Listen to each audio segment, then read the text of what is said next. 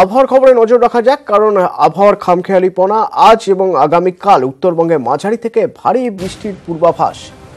এর সঙ্গে শিলাবৃষ্টিও হতে পারে বলে জানা যাচ্ছে। আর এরই পাশাপাশি সিকিম এবং দার্জিলিংয়ে বরফ পড়ার সম্ভাবনা।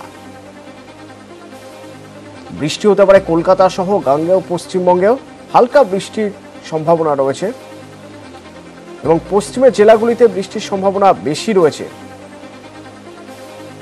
প্রতিনিধি বিশ্বজিৎ আমাদের সঙ্গে এই মুহূর্তে টেলিফোনে রয়েছেন। বিশ্বজিৎ, কি বলছে আবহাওয়া দপ্তর? দেখো, পশ্চিমী ঝঞ্ঝার জেরে আমরা দেখেছি যে গতকাল থেকেই দিল্লি সহ উত্তরের যে রাজ্যগুলি, উত্তরপ্রদেশ সহ বিভিন্ন রাজ্যে শিলাবৃষ্টি হয়েছে এবং আজ এবং কাল এই দুদিন আমাদের রাজ্যের উত্তরবঙ্গের জেলাগুলিতে শিলাবৃষ্টির সম্ভাবনা রয়েছে। বৃষ্টি তো হবেই, দার্জিলিং এবং সিকিমে শিলাবৃষ্টি এমনকি বরফ পড়ারও একটা সম্ভাবনা রয়েছে। অন্যদিকে শনিবার অর্থাৎ আগামীকাল দক্ষিণবঙ্গের কলকাতা সহ গাঙ্গেয় পশ্চিমবঙ্গের বেশ কিছু জেলাতেও বৃষ্টির সম্ভাবনা রয়েছে।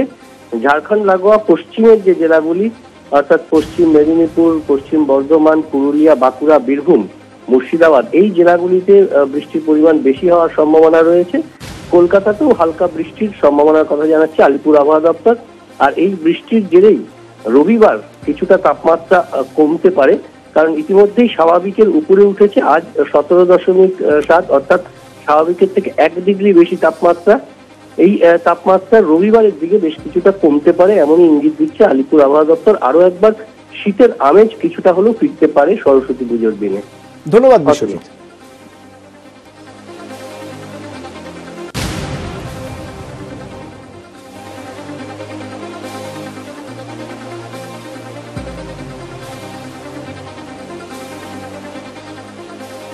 আজ ও কাল উত্তরবঙ্গে মাঝারি থেকে ভারী বৃষ্টির পূর্বাভাস দিচ্ছে আবহাওয়া দপ্তর। তার পাশাপাশি শিলাবৃষ্টি হতে পারে এবং সিকিম আর দার্জিলিংয়ে বরফ পড়তে পারে।